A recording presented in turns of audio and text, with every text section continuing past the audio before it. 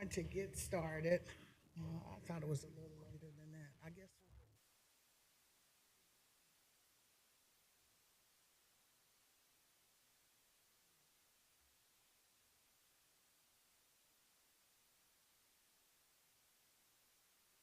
This is our legislative meeting on March the 19th, 2026. And we will get started because we have some fabulous things to go through, some fabulous women that we want to recognize. We always start our meeting out, our legislative meeting, with prayer, silent prayer, and the Pledge of Allegiance. If you could take a moment for a silent prayer, I appreciate it.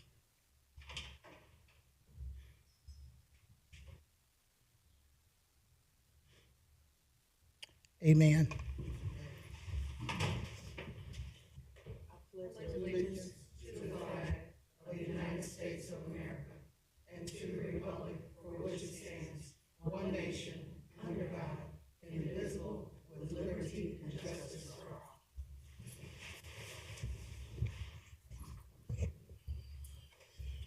I'd like to make a motion to approve the minutes of the previous session. Second.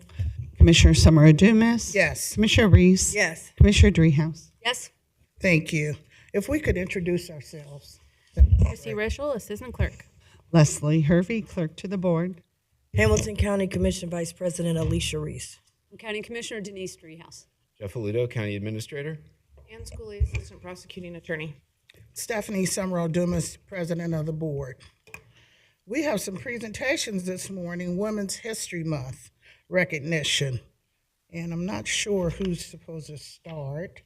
Maybe I'll start since it's in. Okay. Oh, okay. Yes, I don't know. Okay. All right. That's fine. Thank you, 'cause it's out Commissioner. of your office. Thank you. Yes, this is something that we have done before to recognize some of the stellar women that we have working here in Hamilton County. We did it a few years ago, and each year we hope to bring forward more women who are in our ranks. You know, oftentimes we recognize organizations outside Hamilton County, which is, yes, we should, and we do, and there are partners. But I wanted to make sure that we're also recognizing people inside Hamilton County that do the work on behalf of this county every day to serve our residents. And so we have a number of names before us. These names were brought forward, by the way, by department chairs. And so we didn't select these names, but rather they are coming from us internally. And so the department chairs felt like these women deserve the recognition. And so those are the women in front of us. So we've got a couple departments represented amongst the people that are being recognized. And just by way of process, if we call your name, please come forward to the podium so that we can get you on camera. And then when we go to the next name, we're going to ask you just to gather because we want to take a photo after we're finished recognizing all the women.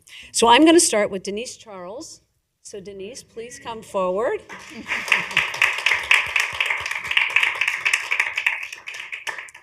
Good morning. So Denise works at the Hamilton County Office of Reentry. She's got her posse with her this morning.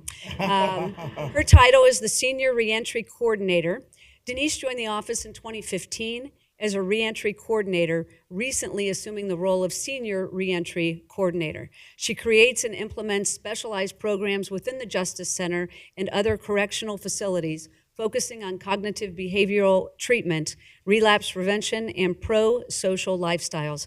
Denise, thank you for what you do for Hamilton County.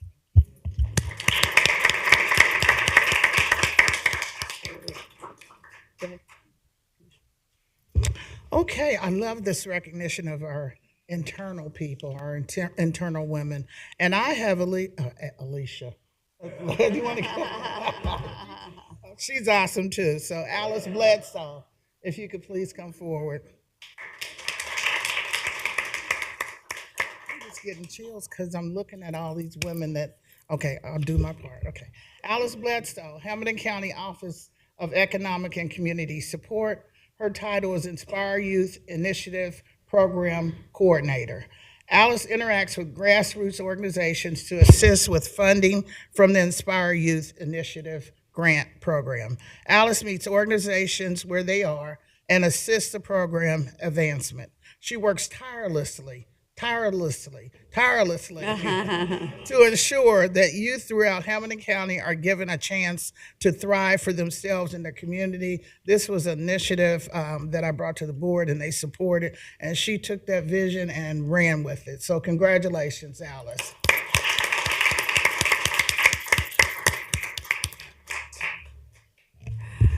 Okay, Star Lucarelli. Come on down.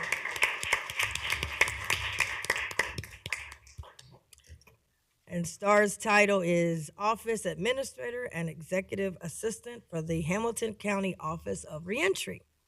Star ensures that the Office of Reentry runs smoothly and coordinates the one-stop resource center, partnering with multiple agencies to ensure a diverse collection of services and making sure they're offered at each event. She has also successfully coordinated the Building Bridges re-entry events, hosting over 100 participants at each gathering. Give it up for Star Lucarelli.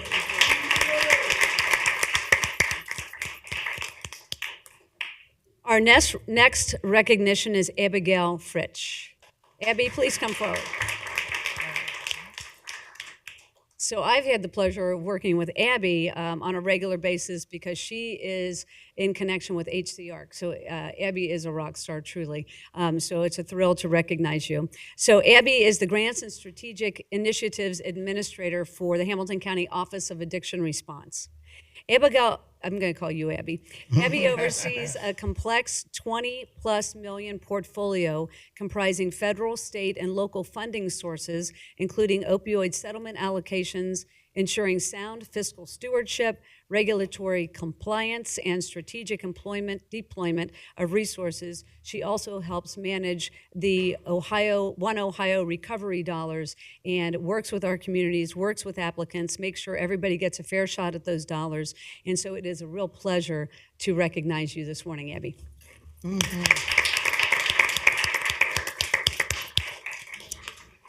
Okay, LaTalia White, behind the podium. And she's also from the Hamilton County Office of Economic and Community Support. And her title is Senior Social Program Administrator, Office of Family Voice. She's quiet but mighty, that's what I said. LaTalia spearheads the launch of the Parent Partnership Mentorship Program and serves as the primary liaison between OFV, JFS, and county leadership. She focuses on facilitating system navigation, we know how hard that is, and fostering partnerships with families and community organizations to establish OFV, I don't know why my mouth won't do that, as a trusted resource center. She came and she just took the horns and went with it, and I thank you so much for all your work.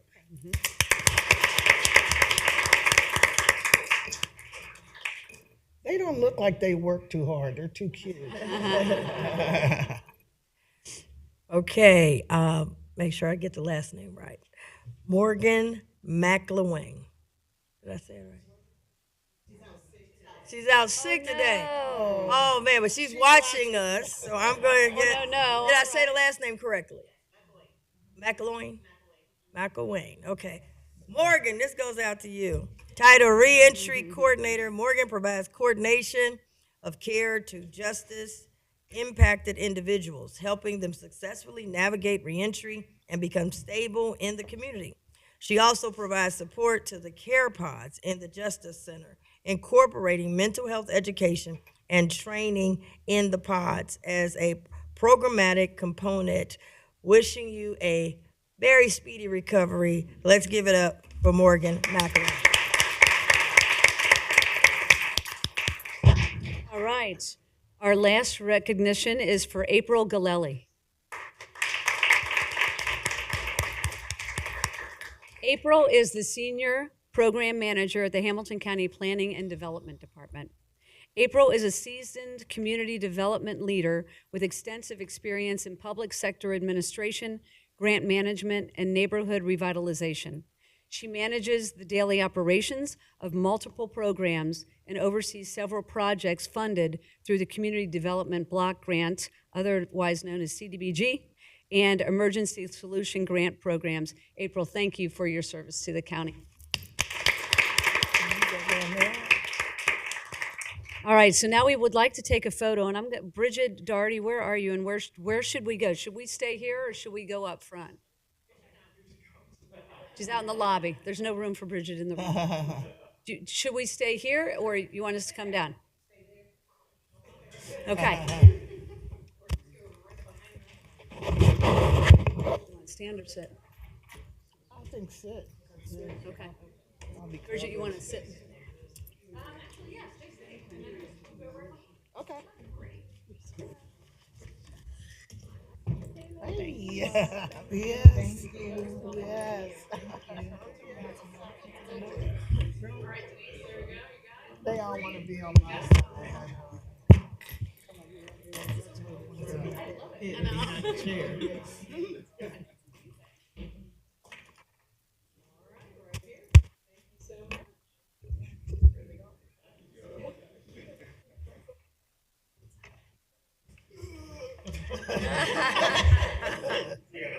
Oh, I hope you didn't do me like that.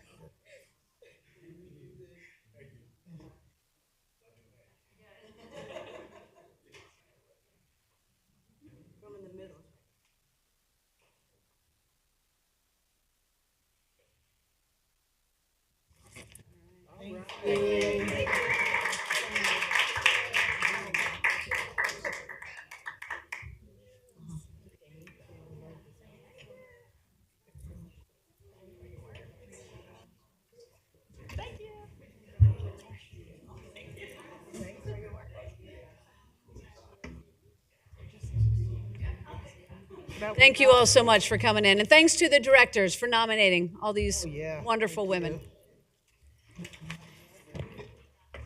Okay, we're gonna move forward.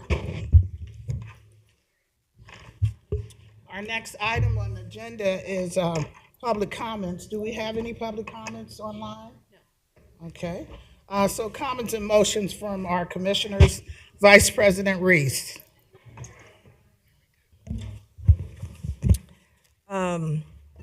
Want to offer prayers and condolences to the former mayor of Gulf Manor, Donna Falk. Her husband, Henry Falk, passed away suddenly on Sunday, and yesterday they had the visitation and going to have services probably going on right now. But I was happy to represent the board and deliver a condolence proclamation to her and her family yesterday. Also, had a chance to have some meetings as well about the Veterans Appreciation Day. So more information will be coming, but the date is August 15th, and it's 10 a.m. to 2 p.m. So there'll be more information coming on that. So we do have a date now, which is great. Also, the 513 Relief Bus Youth Employment Day will be April the 11th, and that will be at Jarrell Missionary Baptist Church. And that will be from 10 a.m. to 2 p.m. And we'll have jobs. They'll do some health screenings. They will also do birth certificates and much more. So we'll have more coming on that.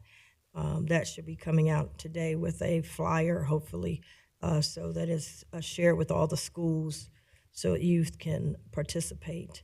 The bus is in Lincoln Heights today, and it is, I believe it's at, I'm trying to think the location, but it's in Lincoln Heights today, and it is going to be there from 10 a.m. to 2 p.m., and then in Kennedy Heights on Wednesday, March 25th.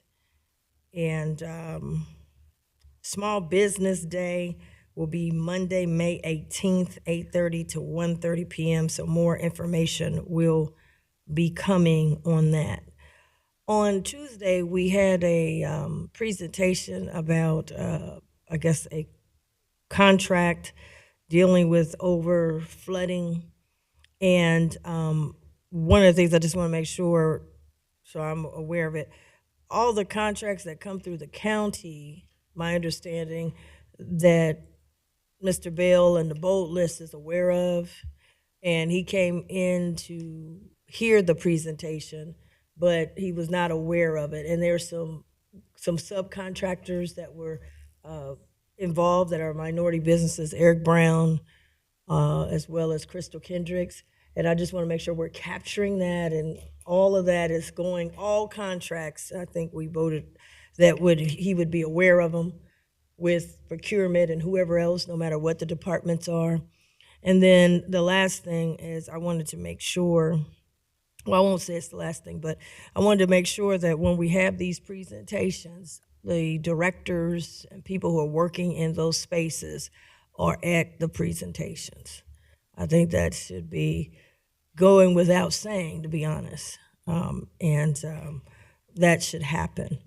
I wanted to make sure of that. There'll be some other things that we have on the agenda that I will have some more to say on, that I want to make sure, but I'll wait till we get to those items on the agenda. And I would also ask Mr. Ludo to keep us abreast on the, we called it the gun range, and that's what most people know it is, the CPD gun range. And just, I want to keep up with that timeline, where we are. On our agenda, today, I believe there's an MOU with an entity, I think it's Colerain Township, and I don't have a problem with that, but I want to make sure we're getting MOU from Colerain Township. I want the MOU from the city of Cincinnati, and I want to know, we've got MOUs, but where is the commitment in terms of when this facility is going to be built? We usually don't do the MOUs before it's built in the past. But I'm not against that, but I want to make sure that one of the biggest things is, when will CPD be leaving not Lincoln Heights, but Evendale next to Lincoln Heights? When will they be exiting? And that's the date that I'm hearing a lot of people want to know when we get to that point. So maybe Mr. Ludo can talk about that when he has his time. Thank you. Thank you. Commissioner Dreehouse. Yes, thank you. I've got a couple of things. Thank you both for helping with the recognition for Women's History Month. We've had a couple different things happen for the month to celebrate Women's History Month. So this was one, and I do think it's important to recognize our employees for all the work that they do. But we also had that elected women's photo on the courthouse steps. I guess that was last week. We had more women than ever participate in that. I think we had like 60, all in purple. It was a great day. It was a beautiful day, actually. And so we were grateful that everyone came down. They were from all over the county, whether it was as far as, Anderson Township or North Bend or, up to the north. We just had a really lovely collection of women who do work for this county as elected officials, and I was really grateful that they came and happy to celebrate that. We're making quite a bit of progress in Hamilton County when it comes to having women sit at the table alongside our colleagues, our male colleagues, and so I'm very excited to celebrate that progress, especially with this board being 3 women. I think it's a new look for Hamilton County. Also had the pleasure to go to the Alloy Awards luncheon. Commissioner Dumas, I know you were there as well, but I always enjoy that lunch and get to hear about some of the work that Alloy is doing in the partnership with small businesses throughout the county. I also attended the Fatherhood Awards breakfast. This is thrown by JFS, and they recognize fathers that are engaged in their families and the community, doing all kinds of wonderful things. And so it was a pleasure to represent the board at that event. And then I attended the Sharonville Business Appreciation Breakfast. Kevin Hardman, the mayor of Sharonville, was there, and it was again a nice way to celebrate what's going on in Sharonville and some of the businesses that are taking off there and all the progress that they're making. But primarily, I'd like to focus on what happened on Tuesday. So I missed our meeting here because I was in Columbus testifying about SNAP benefits, and we've talked about that here both publicly and privately, about the federal government changing the formula for the administration of SNAP here in Hamilton County and throughout the state of Ohio. And so the deficit to the state of Ohio is $38 million. And so we had gone, CCAO, the County Commissioners Association, had gone to the legislature to ask if they would help us fill that hole, fill the gap. And so the legislature, what was on the table was a $12.5 million assistance from the state to help us close the funding gap that we're all suffering under. And so I'm the president of the County Commissioners Association, so they asked me to come up and testify in favor of that bill to make sure that the legislature understood that we were grateful for the funding. There was some conversation about the distribution formula, which is different than what we have seen in the past, which is determined by caseload. The distribution formula that they went with was flat across the board, and so it, by way of proportion, did more for the smaller counties than the larger counties. But the fact of the matter is they provided some support for all counties, and so I was up there, again, representing CCAO, and I did talk a little bit about Hamilton County and the challenges here by way of context. And so I was sorry to miss the meeting, but I felt it was important to offer a perspective and gratitude to the legislature for helping us out with this financial deficit that, to be clear, was created by the federal government, not by the state government. I know I missed the meeting, but I watched it a couple nights ago, and because I'm very interested in the presentation related to overland flooding and stormwater and how we can work together with the city, the county, both stormwater management organizations, with MSD, with public health, to try to better understand where the issues are and then figure out a strategy to try to ameliorate some of this overland flooding that's going on in our communities. We did quite a bit of that work through our ARPA funds, particularly in Norwood, and it has had a tremendous impact. And so as we move forward, I do sit on that committee on behalf of the board, and I'm happy to take the lead on that, make sure that that moves forward, because I thought the presentation was helpful, but obviously we need action steps related to that to figure out how we as a board want to move forward on addressing that. So I was grateful that the consultants came in, offered some information, and look forward to continuing cooperation amongst the three of us and all of the other organizations that are working on the issue. Thank you. Great, thank you. And the consultant, one of them was from Nashville. She drove all the way up. Oh, nice. We were going in 5 different hours. directions. Yeah, That's so I have a few items. As was mentioned earlier, Hamilton County elected women's photo. I thoroughly enjoyed that. I enjoy that every year. I think it's the 4th year, and it was great. Alloy Business Awards was mentioned earlier. I attended that luncheon. The State Capital Task Force had one last meeting. We had our final recommendations, which is going up to the state now. Visit Cincy Executive Committee, I participated in that. And I was also a speaker at New Vision United Methodist Church this past Sunday. Thoroughly enjoyed it, and I thank the pastor for inviting me. The Sharonville Business Breakfast, I attended that. And the CCAO Human Services webinar, just had that yesterday, and there are a lot of things coming down, as Commissioner Driehaus had mentioned. That's just a portion of some of the House bills that are trying to go through. Last night, I attended the Meals on Wheels fundraiser. It was just great, the things that Meals on Wheels are doing, and they were able to collect over $250,000 just from the floor. So I thought it was just a fun time. Let's see, and I wanted to say at the, which one was it? At the Alloy, let me look and see. I'm gonna leave that out. I'll leave that out. Let me make a couple announcements. The Reds opening day is March the 26th. It's actually the Finley Street Market Parade, so everybody get ready for that. Always an exciting time.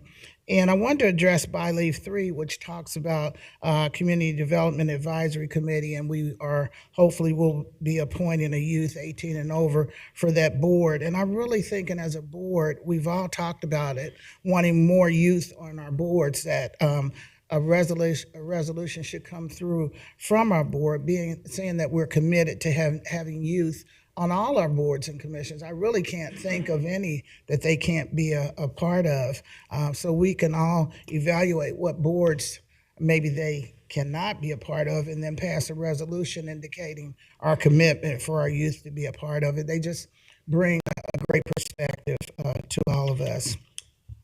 And my office is working on a policy for the key to the county to pass to each office to look for recommendations, comments, edits, whatever it may be. Since it was our first time giving out the key to the county, we definitely need a policy as we move forward. So we'll be working on that. And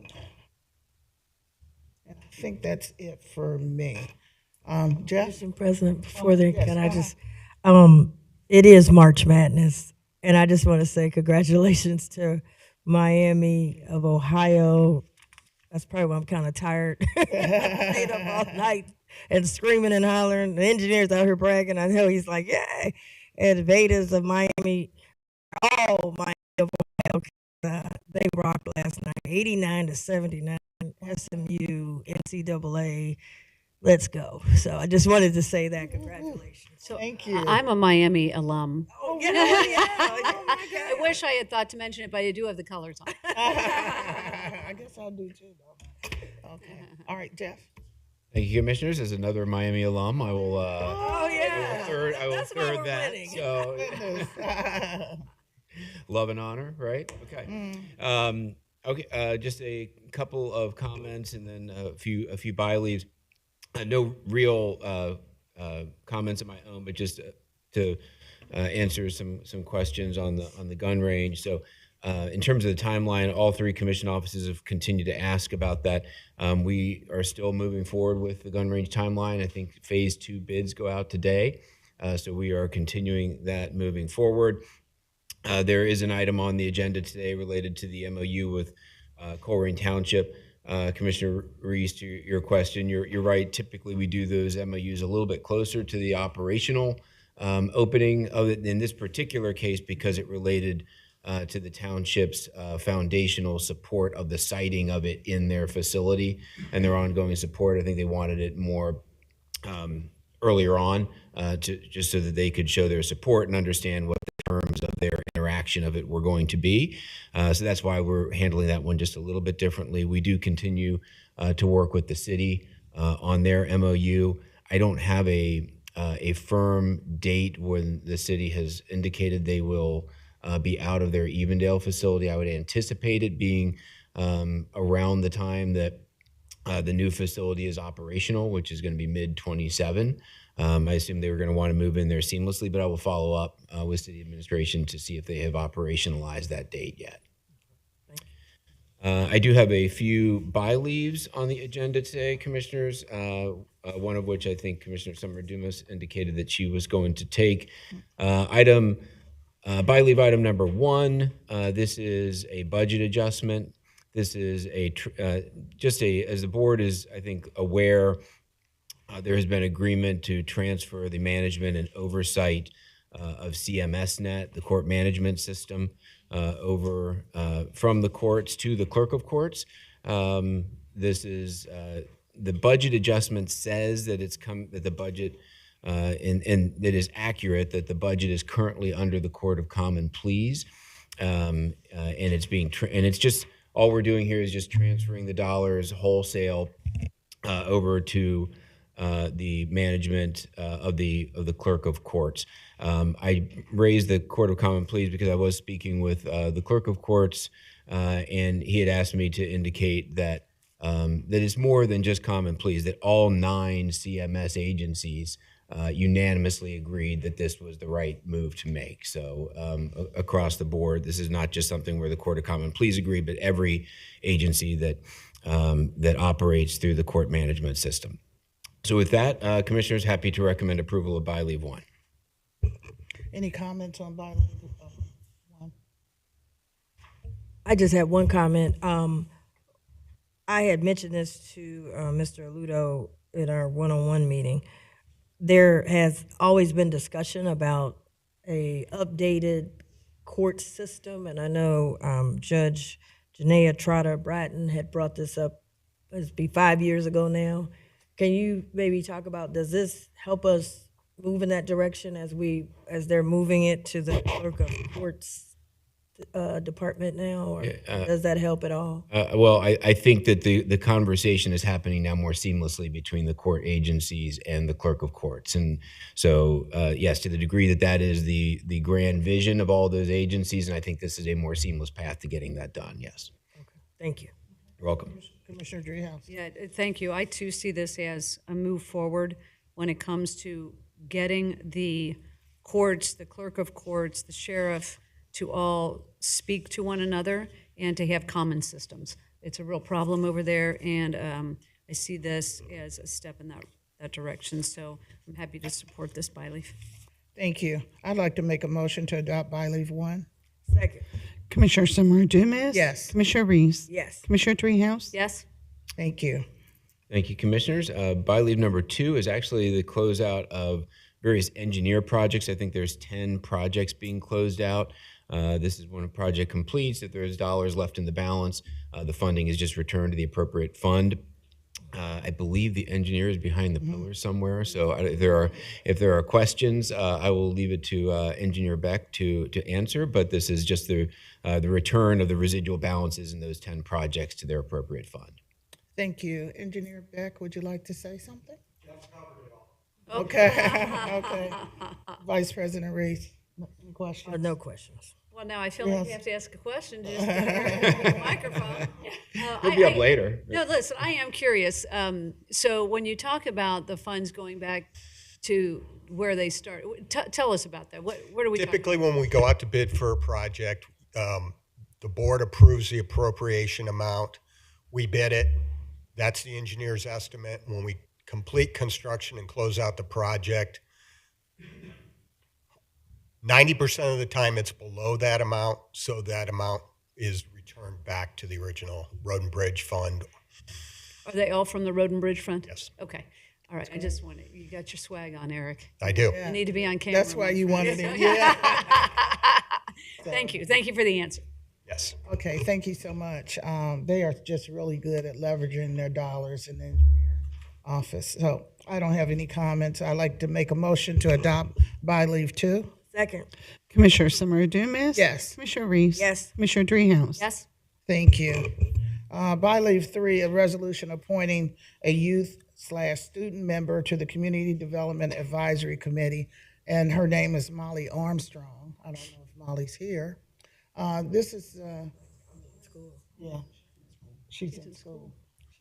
She's in school. Should be in school. Okay, but this is, as I said earlier, the beginning of what we want to do as a board is to have more students, more young people, and they don't necessarily have to be a student, I don't think, but at least 18 or over, to be a part of our board. And I think they'll, as I said, bring a great perspective to our boards. And that's all I had to say on it. Did you have any comments? No, I think it's good. It's actionable, and I mean, if we're going to be a county of the future, we've got to get most people don't know what the county does, and I'm hoping this next generation will have a better understanding what county does, and then they get an opportunity to understand what it means to be on a board. How does a board work? How is policy put together? It takes, out of the textbook in the classroom and take you into the real world experience.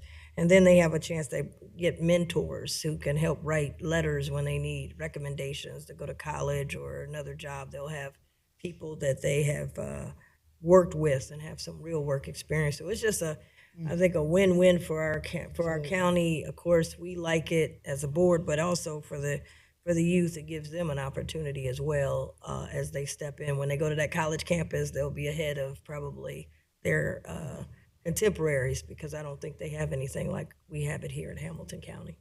Thank you. Commissioner Dreehouse. Yeah, I too am very excited about this appointment.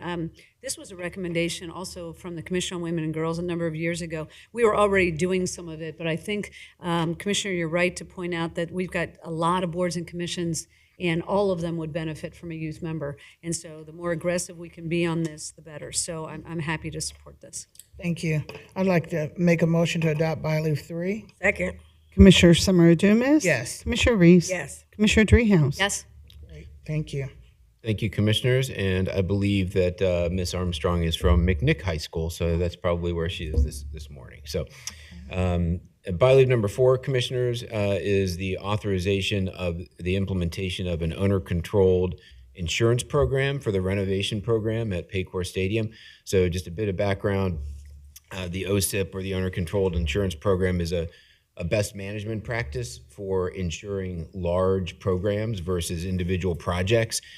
So when you've got multiple projects, multiple vendors, multiple contractors under the umbrella of a very large program, it's best management practice to aggregate that insurance policy or program under the owner. It streamlines claims management. It reduces potential coverage gaps that may occur when you've got that many vendors and contractors operating an insurance or taking out insurance. It also, from the county's perspective, results in cost savings. We're expecting about $780,000 in cost savings on this. Another less known benefit of this, and I was talking with Star Markworth, who's here, our risk manager. If there's any questions, Star can answer some of the detailed questions on this. But another understated aspect of operating an owner-controlled insurance program is a lot of times some of the county's insurance requirements can be cumbersome, especially to small vendors who may want to participate in a project. This eliminates that barrier for them and enables us to be more competitive in terms of getting small and diverse vendors on some of our projects. So STAR has done a great job of working with the prosecutor's office, working with the team to get their concurrence on this. So I'm happy to recommend approval of the project. But again, STAR is here if there's any specific questions on it. Thank you. And I was going to ask you OCIP, but you said it, owner-controlled insurance program. We are the owners, or? So yes, so we are the owners. Hamilton County, okay. Yes. Vice President Reyes. Yes, I just had a couple questions. Of course, love the idea we're saving money, but this is a up to $3 million. What is the $3 million? Can you help me? We've worked with the Bengals and also with our insurers to come up with this solution, and this will actually come out of the money that's already been allocated for this project. So initially, the vendors would have submitted their bids that would have included insurance. So that was part of the $350 million that we've already kind of put to the side for this project. So this amount will come out of that $350 million. It won't be in addition to that. Oh yeah, no, I wasn't asking was that Oh, okay. addition. I wanted to know Yeah. the value of the amount is $3 million, a $3 million Yeah, policy. so the value is $100 million, up to 5 claims. The other really great benefit, I think, is that once the construction is completed, this is a 5-year program because this project is, stated to go 5 years.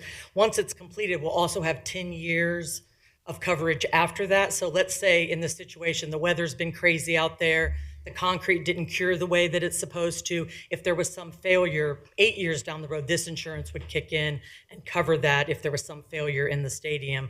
This will also cover any operations down there, any of the vendors or the contractors that may not have the level of insurance. $100 million for a claim is a pretty high insurance coverage, and it encompasses everything. So, for example, if one of the contractors, we got their proof of insurance, but they have 2 lawsuits against them that we don't know about, by the time we might submit a claim to them, they wouldn't have the insurance to cover it. So this really protects the county on a high level, as well as any of the contractors and the team, and also, the operations over there.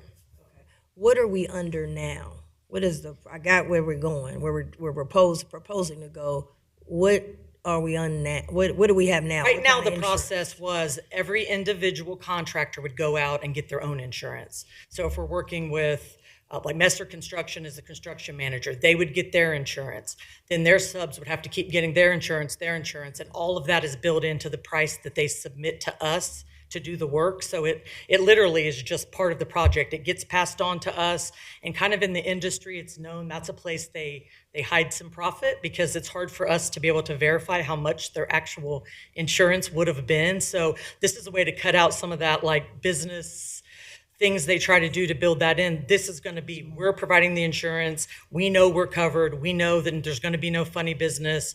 We have first coverage. We'll be able to run the defense, the claims, everything. It really does protect the county as a whole in this big investment over there since we are the owner. Okay. Now, you talked about the vendor and construction side of it. Mm-hmm. Okay, it's built, it's up, it's going. Is there another insurance that's necessary for? Well, this will, like I said, this will, for the construction piece, this will go out for 10 years after completion. But for the day-to-day operations, we carry the commercial general liability coverage that was passed by the board at the end of last year that would cover that for any claims for liability against the county. And then we also carry a large property coverage because most of our liability at the stadium is on the property since we're the owner. So it would be for the actual structure. Right. So that's separate from this. Yeah, this is just the project. This encompasses that whole 5-year construction project. Okay. Now, we already got what you said. We already have insurance that we already been covering. Is this new?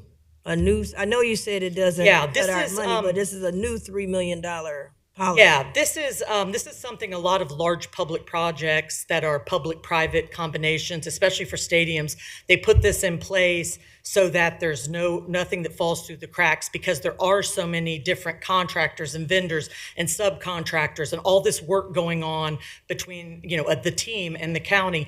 It's just an opportunity to tighten things up where we don't miss anything because, our general liability, that covers up to $10 million, but in a project this size, $10 million is not a large amount. Anything outside of that then would be covered under self-insured, so that would be a situation we might have to go out and buy bonds or, for our defense, or if we had a claim against us, we wouldn't have that coverage related to this on the liability side because we have that limit. Yeah. Well, this is not our first time with construction at the stadium, so Right. it's not like our first. So, did we have a lot of Well, claims? Or what happened? this is the first for 20, since the original build, this is the first large construction project that is 470 million, but, combined. So that kind of investment and those kind of dollars, a lot of things could go, they have cranes over there and demolition of concrete. There's just, Yeah, I got you. the likelihood of claims is much higher on a construction project this size than the day-to-day operations of the stadium. So how did you come up with we save? This is It goes additional. into So that. how do we save? It goes into that where those individual contractors would give you their insurance as part of every bid. So now when they give us a bid, it's net insurance. So the next bids we're going to reward if it's for drywall or replacement, that's going to have the insurance out of that. So we're paying the bottom line of what it's going to be to do that work for us. And we're not worried that they're going to build in a bunch of profit in that insurance line because they don't have to provide insurance. So it's covered under our project. Yeah. You can kind of see it on both sides. I'm a risk manager. Yeah. Like to me, Yeah, it's yeah. like it could happen. It's a big project. I got where you're coming know. from, but I don't want to come out and say we saving something. And I ain't saying we really save. We're hoping that we're estimating. It's money that would be the insurance part of each of the contractors' bid gets passed on to us, for that amount. Like Gotcha. we pay dollar for dollar whatever that insurance would be. So that's the 780 that Jeff referenced is what we're figuring they would have had to pass on to us to provide those levels of insurance for each of their subcontractors that we require, which we require them to have 10 million. 10 million is actually not that much. So, but to require them to have more, then this is just going to be more money we have to pay to have them have that insurance. So this kind of takes care of that by giving us a higher level of protection. God forbid if something terrible happened over there and there was some, mass casualty thing, we would have the coverage and we wouldn't have any doubt that it's our coverage for the owner and there's no finger pointing or, I thought you were paying. We're going to have this in place to protect our investment, to protect our the county's assets, our employees, everything that's going on there. This is going to just cover it all. And we will run the administration of this program. So after today, if this is accepted, each of the contractors will enroll into this and our broker Alliant will work with them to make sure they have them on the books. They have the insurance that's not in this. They will still have to carry pollution, professional liability. This is just for general liability. They will help manage that, and they'll also get the contractors from the Bengals under that. So we know that the contractors they're using are also under the same standards that this is asking. Okay. And then when you put this out, has the broker already been decided, or will this go out for bid? No, this is our ongoing relationship with Alliant, who is our insurance broker. They're a public entity insurance insurance broker for cities, counties all over the country, the largest public entity broker. They have no financial incentives. They've waived all their fees for this. We pay them a flat fee. There's no financial gain for them to work in this, which is the standard in public entity, brokers and things like that. You don't want them to have any financial incentive for this. They have worked really hard. I cannot say enough about the prosecutor's office. We have worked tirelessly to make sure legally we're covered, to make sure that there was an amendment to the lease that would allow this, all those things that we wanted to make sure down the road there weren't anything that come back. The more research we've done, this just really makes sense, not just financially, but to protect us all from 5-10 years down the road. I got that point. I was hold that thought because I always want to peel the onions way back. And we always say to people that they ain't making there's very few people in America that's doing anything for free. So there's some value to having our account. Maybe it's not this, but there's a value. The reason I asked that is because we had a minority company, Mr. Ludo, I don't know if you remember this, twice, Dr. I think Odell Owens' son, one of them, came, and then we had somebody else. This has been 5 years that wanted to be a part of the insurance part of this thing.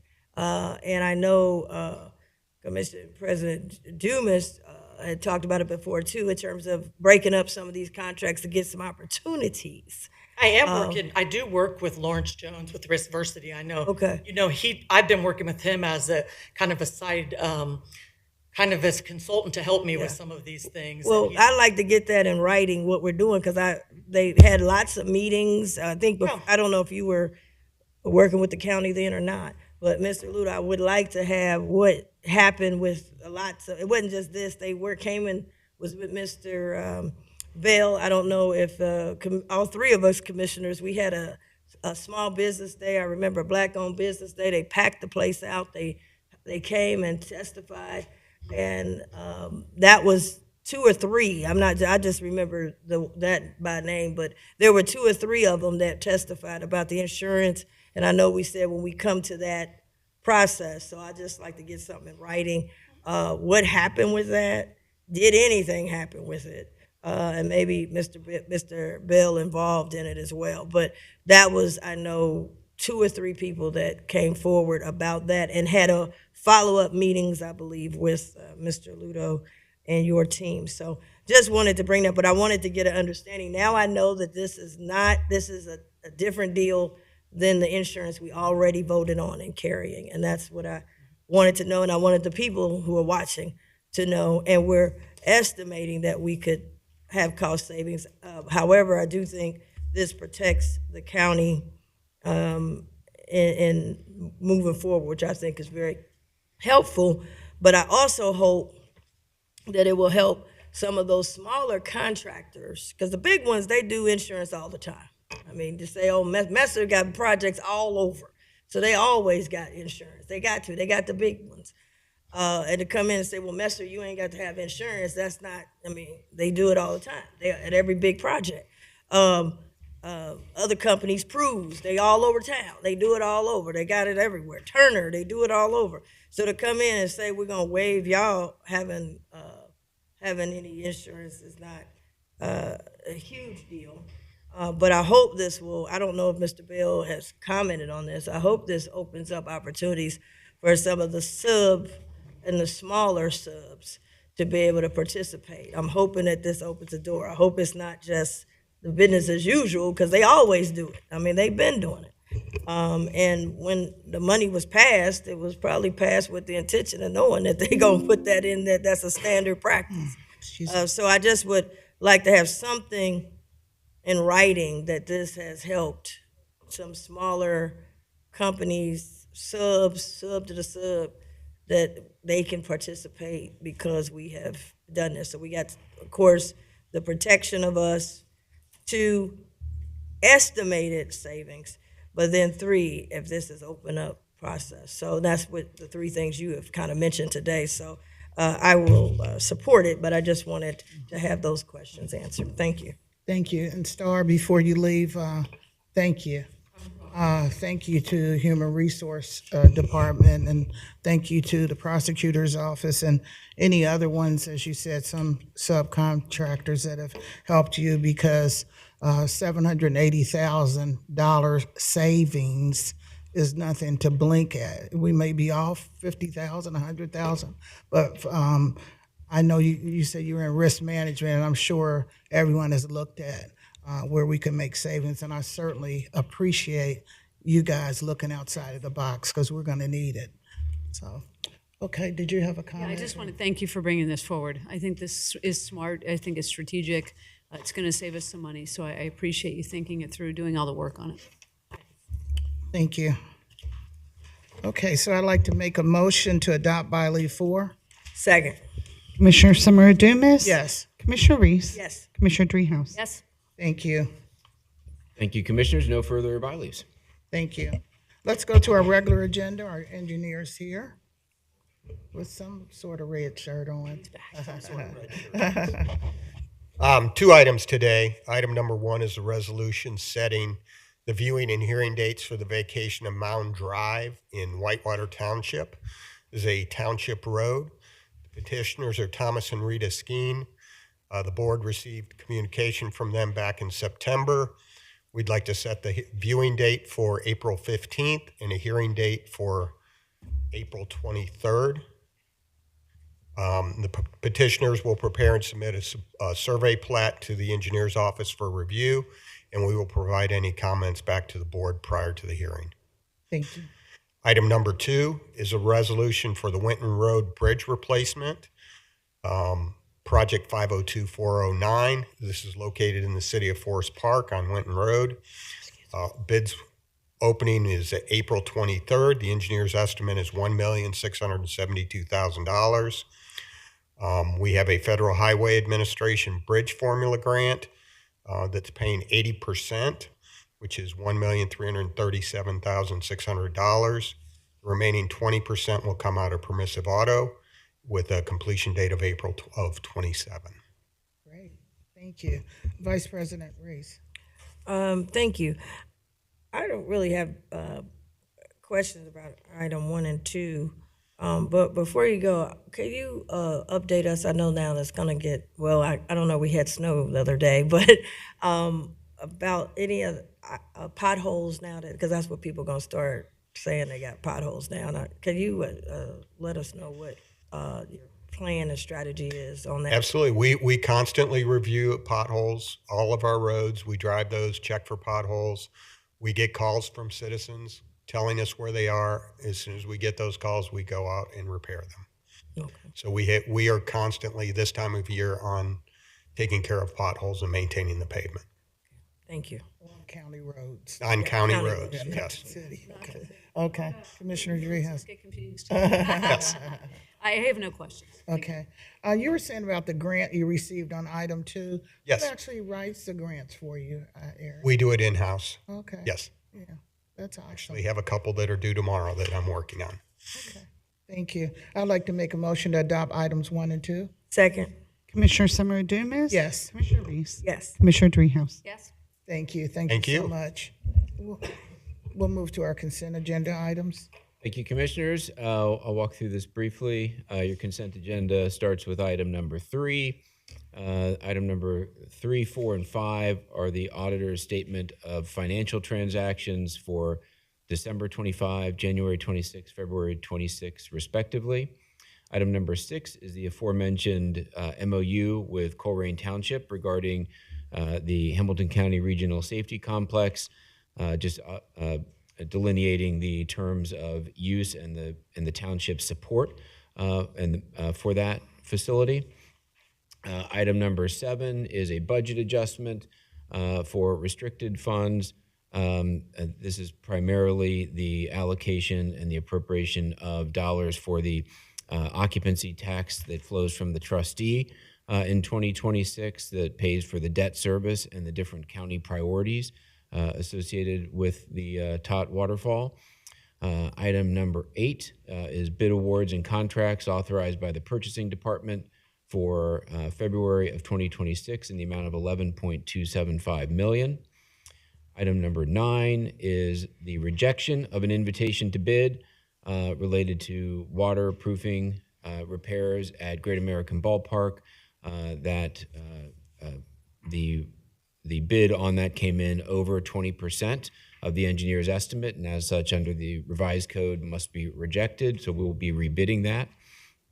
Item number 10 is a resolution authorizing the purchase of countywide networking equipment on behalf of the Technical Services Department in the amount of $674,620.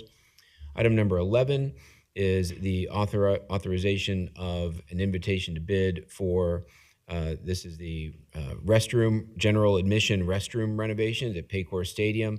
So it's an agreement with Synesis Environmental, Graybach, Peck Hannaford Briggs, and United Electric and JLL Fire Systems in the amount of $8.643 million. Item number 12 is the authorization of an agreement with Daktronics for replacement of game clocks at Paycor at $161,999. Item number 13 is a purchase order for an excavator in planning and development at $132,532. Item number 14 is recognizing and authorizing the sales tax for developmental disability services at $7.80. Item number 15 begins your Job and Family Services items, Commissioners. I'll walk through these briefly. Item 15 is an agreement with the Counseling Source, Inc. for psychological evaluations. Item number 16 is the authorization of a single source agreement with NECO for family resource placement services at $5.4 million. Item number 17 is a renewal of an agreement with the Bear Foundation for family placement services, $448,000. Item number 18 is a single source agreement with Acts 18 Housing for resource family placement services, $465,000. Item number 19 is a renewal with SJO Kids for independent living services for $1.545 million. Item number 20 is a renewal with the renewal of the agreement with the Hamilton County Economic. It's actually a Community and Economic Support Department now for the administration of the Inspire Youth Initiative at $300,000. Item 21 is an agreement with Juvenile Court for the purchase of 4D entries for child support orders at $1.18 million. The total of those JFS items totals approximately $9.4 million. Under the Sheriff, Commissioners, we have the report of no objection to one liquor permit in Whitewater Township. And item number 23, we have the monthly investment report for the month of February 2026 from the County Treasurer. And that, Commissioners, is your consent agenda. Thank you so much. Vice President Reese.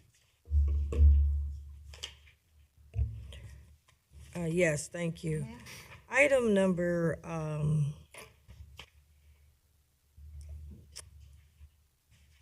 you already answered for me, item number 6. Like I said, I have no problem with that, and I do want to thank the Colerain Township trustees and citizens. I know we had, they had several meetings, but also community meetings, so I appreciate that. I do want us, however, to get some update on the MOU with the City of Cincinnati and Cincinnati Police Department and any other entities that need to have MOUs on this particular site. So wanted to get an update on that when you get back with us on that. So that'll be great. The other thing is item number 7, budget adjustment. And I want to go to the one on the hotel motel lodging tax, known as the TOT. I want to understand, is it a total of 16 million? I'm going to the actual budget document, number 08. Is that is the total amount 16 million is what we're saying? I believe the total amount is 16 million. Commissioner, Okay. hold on one second, just pull the item here. It's item number 7, I believe. That particular is, 16 million. Okay. Could someone walk me through? It says payments, ACSIS. That's the Access payment. John, since Assistant Administrator Brugan has entered the room, I'll Yes, let him thank answer you. the question. question here.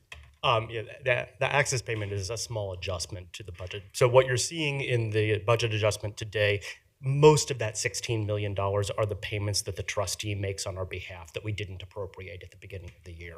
So the vast majority of that $16 million is the debt service that we anticipate is our responsibility on the new convention center project. There are two other small adjustments that just came as the analyst and I were reconciling what we actually spent in 2025 versus what we appropriated in 2026. The access one is a small adjustment because we over appropriated the auditor computer center fees for 2026. So it's a little higher than what needs to be. We're pulling that one back. Okay, so that's only, am I reading this right? $581? Yeah, Okay. it's very small. So now when we go to the payment to UC / other jurisdictions, I understand the other jurisdictions, the Blue Ashes, the Sharonvilles, the where the hotels are. So UC gets a University of Cincinnati. No, there's no payment to UC. The line item that we use to pay the other jurisdictions is called that by the auditor's office.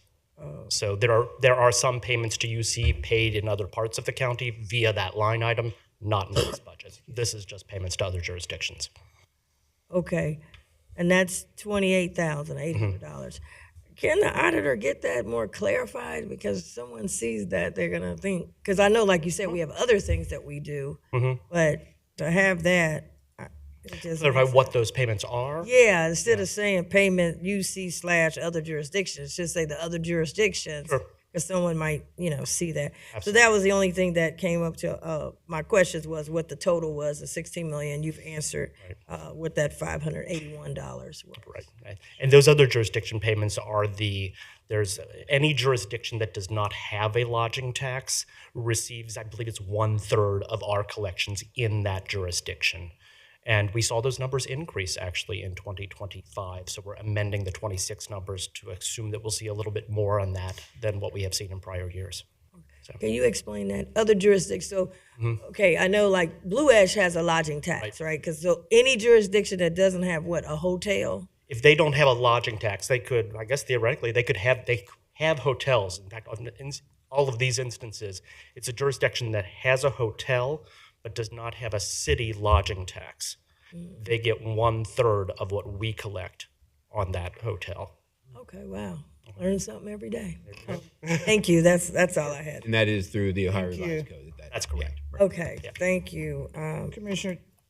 I'm sorry. I had one other item. Oh, Did I'm you sorry. have something on this one? I'm sorry. No, I did. Okay, my last item was item number 11, and item number 11 is funding at Paycor Stadium for bathrooms. Mr. Ludo, can you talk a little bit more about that and what's that total? Yeah. So, commissioners, this is as part of the $350 million renovation, $470 million renovation project. This is the renovation of the 66 general admission restrooms throughout the entirety of the stadium and the general admission areas. So there are multiple contractors listed there. There's Synesis, which is doing the demolition work. There's Graybach, which is the general trades work. There is Peck Hannaford Briggs, which is the HVAC work. United Electric, the electric work, obviously, and JLL Fire Systems is doing the fire suppression work there. The total is $8.643 million. There had been a question about just generally the accessibility aspects of that project. I did check with our project team, and they were happy to report back to me that they have been considering accessibility all throughout the planning process in this. So, I think the board is aware that all of our restrooms are technically, quote, ADA compliant, right? But they looked for every opportunity to go above and beyond that. So, for example, like in areas where the ADA may require a certain number of sinks, let's say, that are at ADA compliant height. All of them are at ADA compliant height. The ADA may require a certain number of mirrors that are placed at the height for ADA. Well, all of them are at that height. They've even gone so far as to do things like ensuring that the hinges on the stalls are set such that when you walk in, they will close slowly behind you so that someone doesn't have to turn around and reach out and do that. So a lot of forethought has gone into this, and Anson is working with the Accessibility Advisory Committee that's going to be working and meeting with the Paycor project staff just to continually keep an eye on this. So we'll continue to report back to the board on that. Yes, thank you. I know that that's something I was interested in our one-on-ones. You know, our stadiums keep getting Fs. We keep getting Fs. And we can't, you know, even the kids in school, they don't pass to get an F. You can't go nowhere with an F. The F is failing. Nobody gets a reward for Fs. I don't know anywhere in the collegiate or at the elementary, kindergartner doesn't get anything for an F. And so I don't want our facilities to keep getting Fs nationally. And so we also got sued. We got sued. A gentleman that was disabled went to a Taylor Swift and sued us. And I'm not saying the suit, whether it's, you know, that's for those who got the legal degrees, but there were some things that was indicated in there that I think we should make sure and go beyond and above ADA requirements. So that was one of the things I said. We've got accessibility team that this board has put together for the first time in history. Those folks should be on site doing all kind of, they should be consulted at the beginning and not the end. They should be our secret shoppers, if you will. And I would like to get us an A for the most accessible facility. Our DDS, they have a mobile, you know, when you go and they have those, Rumpke has them, I forgot what you call them, when you have to go use the bathroom, those mobile bathrooms, but they have one that's state of the art. So just want to make sure that they're on the front end of these things, and then maybe we can send us some of the drawings of all these things that's going to be more accessible. But, you know, it's the bathrooms, it's the entrances, it's the parking accessibility, it's all of that, the treatment. We need to have a complete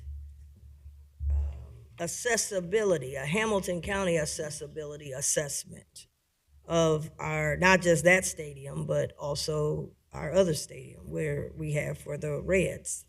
So I wanted to just highlight those things. I'd like to see some drawings of the things you talked about. I'm sure they had to draw them, architects. And also make sure that the accessibility team is on board, I think that's what we call them, that they're on board at the very beginning. They should be sitting down or meeting with or going through the stadium and showing this is difficult, this ain't difficult, this is good, this ain't good, and coming back with a complete report to the board and to the Bengals. Here are the findings of the accessibility group as secret shoppers, if you will, to make sure that whatever we're doing, we don't do it small. We have a habit sometimes, been around for a long time, doing something, and then we got to come back. And so I just want to make sure, but we got to get away from these Fs and start getting to some As. And so I hope that not only the money, but that we have an opportunity to make some changes. So I wanted to bring that part up in this item number 11. I know there's other things in it, but that's one of the things I think a great opportunity. And then look at that lawsuit. What were some of the things that were said? And if there were some things in there that were accurate, let's correct them and move forward with those. Because I think there were a few suggestions that I thought would be good, not just for the individual, but for all those who are coming, because this board has been clear on accessibility, and we've been working hard to make Hamilton County more accessible. The number one minority group is people with disabilities.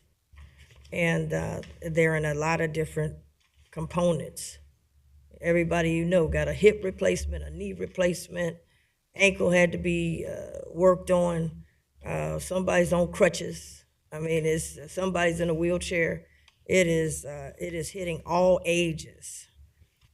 in all components. So we want to make sure that folks are accessible in the facilities that we put up. So that's all I had for the agenda. Thank you. Thank you. Commissioner Dreehouse. Thank you. Yeah, I have a couple questions, but just to piggyback on that, I was on a call with Neil Kelly yesterday. He is the chair of the accessibility task force that we set up, and they have formed subcommittees, and one of the subcommittees is the stadium subcommittee. So they are working on this, and they are engaging on this. And Anson, I thank you for your guidance to the committee as they continue to do their work. My understanding is that they're going to have a presentation to us and some recommendations here in the near future. So more to come on that. My question was about number 9. So this one, we're throwing out the bids, right? Because they came in over 20% over the estimate. I'm concerned about this because I'm hoping that this isn't a trend. And commissioners, we've talked quite a bit about tariffs and instability that's been created by the federal government related to our projects. And so I wanted to dig in just a little bit on this one and get more information if you have it, get some understanding of it. How many bids were there, and were they all high because the costs are going higher, or what is to blame, I guess, for this overage on the bids? Thank you, Commissioner. And I believe Jill is on. She may be able to provide more information. I know that I think there was only one submitted bid on this. The engineer's estimate was $400,000. Buckeye Construction and Restoration was the sole bid at $601,209. So it was well over the 20% margin. I have to claim ignorance in terms of how tied to things like tariffs the concrete and waterproofing industry is. But certainly, even absent that, and we continue to see an inflationary environment, and so I think that some of that could be tied in as well. But we can dig in a little bit more on this and see, because we've, as the board is aware, we've done other concrete waterproofing projects here recently, and to see if we have seen an escalation of those costs even up to the 20%. Maybe they just haven't gone over it yet. So we can follow up on that. Yeah, I'm looking for a trend here, if there is one. If there isn't one, that's the good news. If there is one, I think this board needs to be aware of what's happening by way of cost to our projects. We hear about this in MSD. We're going to hear about it in the safety complex. I mean, we're hearing about these increased costs. And I know that happens over time, but I think it's exaggerated right now. And so I just didn't know if this fell into that category or not. So a little bit more information, and perhaps I can read some of the background information myself. So thank you for that. The other one I had a question about was item number 16. This one, and as we continue to talk about the increasing costs for JFS, and for keeping kids safe in our community. This one sticks out to me because the cost is so high. And so we've had NECO on before, and this says it's for Resource Family Placement Services. I was hoping to just get a little bit more detail as to what those services are. So as we go out into the community and talk about the needs at JFS, we have a very clear understanding of some of these high-priced items. Yeah, I think Alex Patchfall is joining us today, as I think Mr. Nelson is out of the state. I was going to say out of the country, but that's wrong. He's out of the state. Much needed vacation. Yes. So Alex, you want to take that? Sure. I'm Alex Patzel. I'm the Deputy Director of Children's Services here in Hamilton County. So the NECO contract for $5 million is actually for therapeutic placements of children in care. And so those are foster homes within the community that are trained at a higher level of care to take high acuity youth with high behavioral mental health needs. And so it actually allows us to keep them out of residential treatment or higher levels of care that actually cost more money. And so it looks like from this contract, there are currently 42 youth placed within resource homes, placement, high-level therapeutic homes within the community. And so that's what this specific contract is for, is to pay those foster parents that are trained at a higher level for therapeutic needs to be able to meet the needs of those children in their homes. All right, so this is exactly what we've heard about the increased cost of care. Correct. This is it. This right? is Where it. we've got kids with higher needs. We need foster parents to be trained to address those needs, and it costs more money to do that in order to even keep the costs lower, because otherwise they'd be in a group setting, which is even more expensive. So that's when I think it's helpful for us to understand the narrative behind these costs. And this, I mean, $5 million is a tremendously high cost for that. And so I just think it's imperative that I'll speak for myself, that I understand as I move around the community talking about an increase for the Children's Services Levy, that we have a really clear understanding of how this is hitting our budget every single day. So I appreciate that information. Thank you very much. Thank you. Thank you. Is that it? Yeah. Denise? I had a couple things. Item 2, items 3, 4, and 5, the auditor's items. The statement of financial transactions for December, January, and February. I need some numbers. So, do you have any, Jeff? Because I know they're large numbers. And I'm sure it's on the website, but people should not have to go there once they look at our agenda, what we're approving. Hold on one second, Commissioner. I think So, Leslie's looking to. Oh.